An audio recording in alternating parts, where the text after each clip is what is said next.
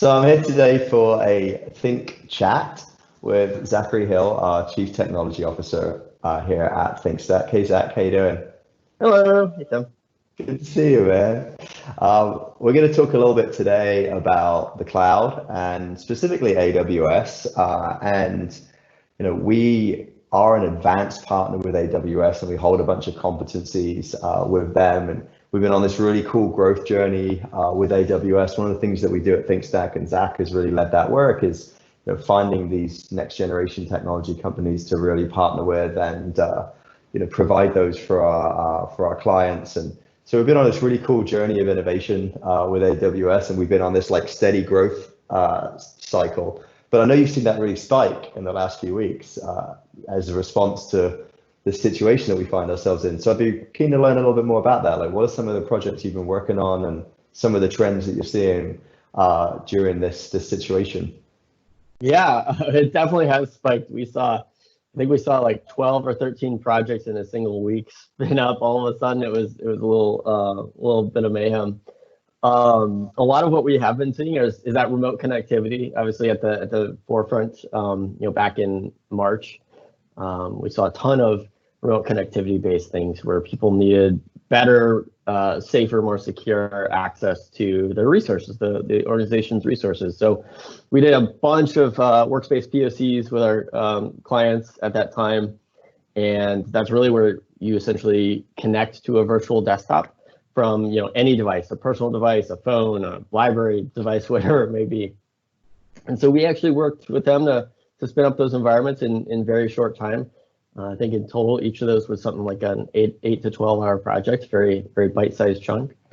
And ultimately, our team was able to help them meet their new business needs, which was in this crazy world of a pandemic. And then, following that, in the following weeks, we saw a lot of follow-up from that, where people then wanted to move more, user-centric applications to AWS.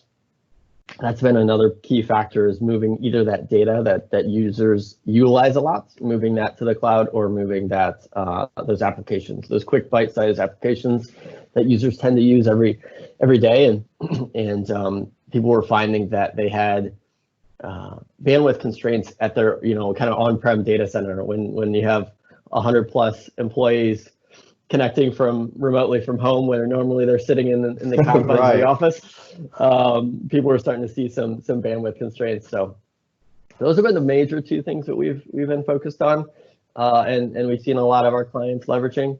And it's really been something that is very fast and to just get started with. Like I said, those are very bite-sized proof of concept type projects where we're able to just hit the ground running and work with your team. And we've built templates on best practices that are all built in code. So you can rest assured that we're deploying the latest and greatest for your environment. That's really cool. And I know that AWS have been really stepping up as well and just providing a lot of credits and lowering that barrier of entry for organizations. And they're offering those proof of concept credits so folks can get started with projects kind of quickly, but not have to worry too much about an initial financial outlay. So if an organization comes to you and says, hey, I want to spin up a workspace environment really quickly, or test disaster recovery or backups, or how does that work? So how quickly can you get started? And with that, it really is kind of like setting up a replication test environment first, testing it, and then getting going, and all of that's covered by AWS credits before you really, so you can feel comfortable to get into a bigger project. So take me through that real quick, just kind of the process of how you get started. Yeah, sure. So, at ThinkStack, we run everything as a project, obviously, and we, to your point, we have these really great, well laid out templates. Getting started is as much as, reaching out to our team and asking for one of these proof of concepts, or describing the problem, and we can help guide you down that path. The deployment of these proof of concepts in the best case scenarios were, taking about a day to complete. And in the worst case, about a week. So ultimately, these are the type of things that you can just hit the ground running with. And even to add to your credits, note, the AWS has also made workspaces, certain tiers of workspaces free through the end of June, I believe. So there's almost no reason to not start with some of those, and even just spin up one or two for your IT team to test out and play with is a great concept. Yeah, that's cool. And like, I know we talk a lot about, you hear moving to the cloud. I know we kind of hate that terminology because it suggests that you have to lift up something huge and shift it to the cloud. So it's more kind of like test drive it in the cloud, than, yeah. And I think that's something that we can educate the marketplace on a little bit, that it's, bring us a business problem, solve it with some complementary credits with AWS, give something a try, let your team get their hands on it, and then you have moved to the cloud. And I know the other thing is that most folks who say they're not ready to move to the cloud are already there in many shapes or form through their technology stack.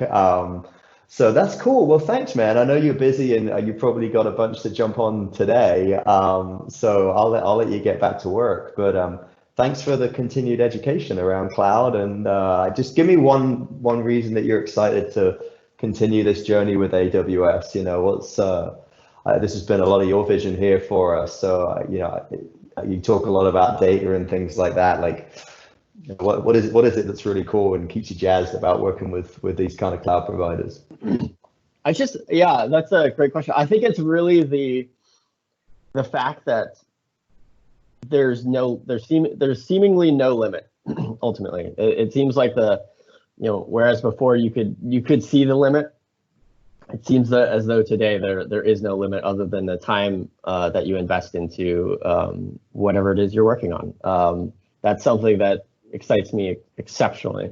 I know we do those futurism exercises for our clients, and we talk about that cone of feasibility, and I see what you mean. It's like you used to kind of look at your legacy data center and be like, well, this is what I got, and maybe we'll refresh this in a few years. But now it's like, who knows, man, where we're going to go with machine learning and AI and data. And not only that, but it's like, because there's so many people in that sandbox, right? So like before it was like you were in your own sandbox and you had your limits and you knew the edges of that sandbox. Now it's like the sandbox is as wide as like, the earth. And oh, by the way, there's 7 million people with ideas also coming up with their own ideas, and you can learn from them and take their lead. And sometimes you come up with the idea, and sometimes someone else comes up with something cool, and you find a neat way to implement something or a way to change your business. I think that's the thing that I find most exciting. That's awesome, man. Well, thanks again for spending some time with me today, and keep up the good work and keep helping all those folks go virtual safely and do all that cool stuff you do. So thanks, man. We appreciate you, and enjoy the rest of your day. Thanks, Tim. You too.